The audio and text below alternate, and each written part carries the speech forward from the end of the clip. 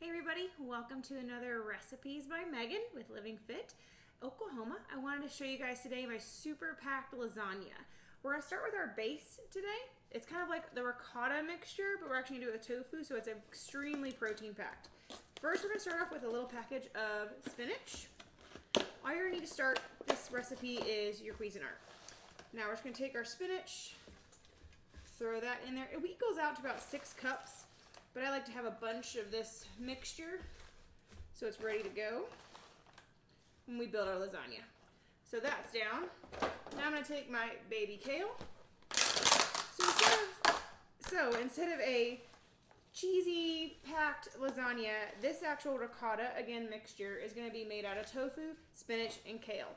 Vitamin packed, nutrient dense for this lasagna.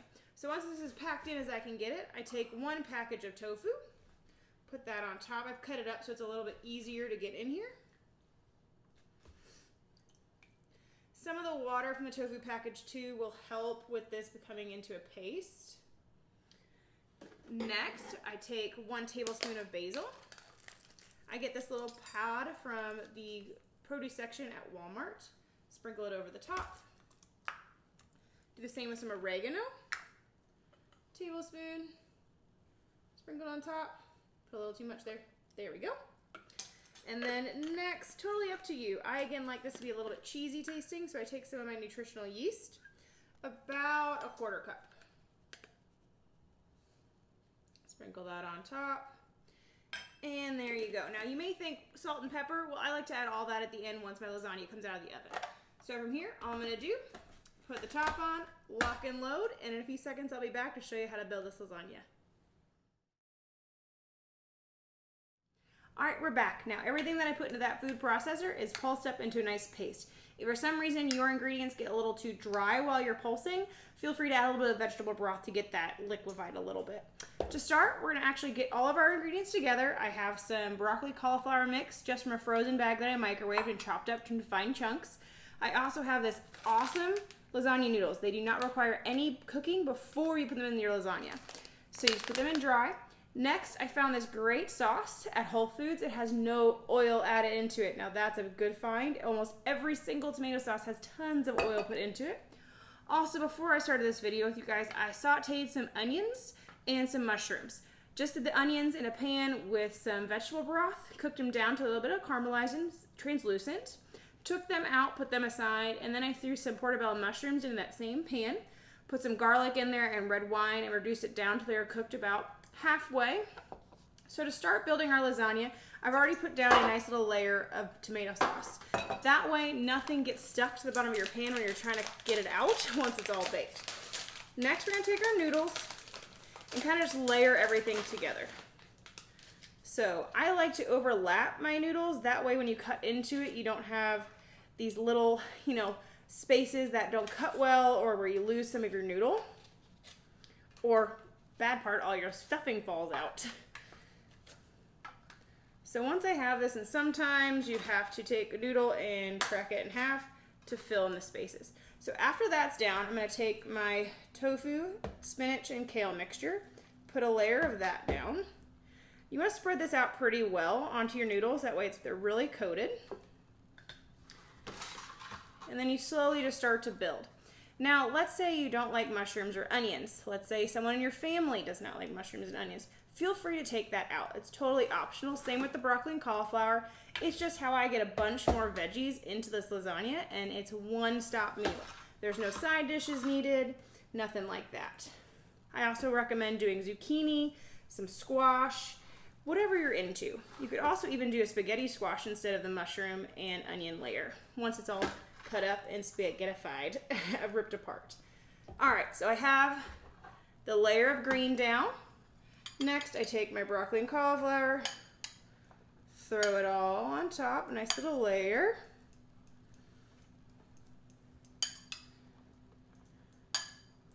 And again, feel free to make these recipes your own. This is just what I found that I truly enjoy, and it's really yummy to me. Again, if you have different veggies you like, different combinations, different seasonings you like to put in, go for it. So now after I have my first layer of broccoli cauliflower mixture, I throw down some of my mushroom and onion. Also, since this is a totally plant-based meal, the mushrooms kind of give it the earthiness of what you would think, you know, the meat in a ragu sauce would give you. So it gives you more crunch, gives you a little bit more texture when you're biting into your lasagna. All right, so I'll show you guys this. That's process step 1 down. Next, you just keep repeating. So I pour down my marinara sauce. And you may like yours super spicy, super saucy. Or hey, if you do like it spicy, we can go with that. You can put in red pepper flakes, some soft, you can even do sweet peppers, hot peppers. Now I have learned that it takes more than 1 jar of tomato sauce. So pop open the other one. Watch is not gonna let me. Ah! There we go. That was on there good. Pour it in. And then you repeat. So it does take, like I said, a good amount of marinara sauce, but that's what makes a lasagna lasagna-y, or that Italian taste for you.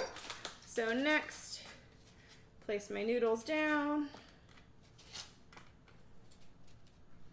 And you do bake this for an hour. So if you're planning on doing this for a get-together or for the family, make sure you leave yourself enough time to get it in the oven and ready to go. So again, lasagna noodles, put down our green, quote-unquote, ricotta mixture with our tofu and all of our yummy, deep leafy greens. Spread that all out.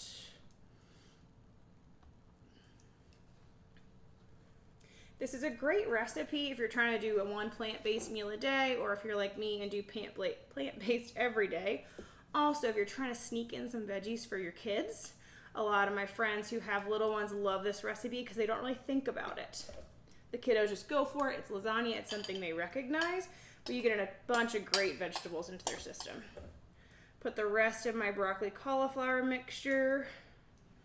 That all goes in the sink. Next, add the last bit of my mushroom and onion mixture.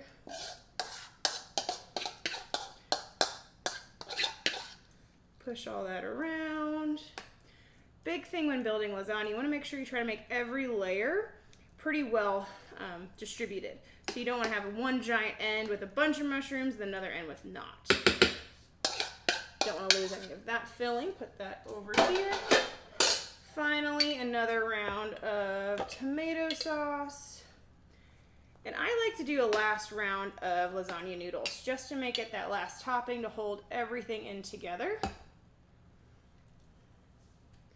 And once this is all built, you throw this into the oven. Again, that oven's at 350 for about an hour. If you want it to be a little more browned on top, you always can broil it for the last few minutes. Just make sure you keep an eye on so nothing burns. And then I'll come back and show you what this awesome lasagna looks when it's all cooked and ready to slice. And here we go, finished lasagna. Super excited to bite into this in about 10 minutes. Thank you guys so much for watching this video. Hope to see you again soon.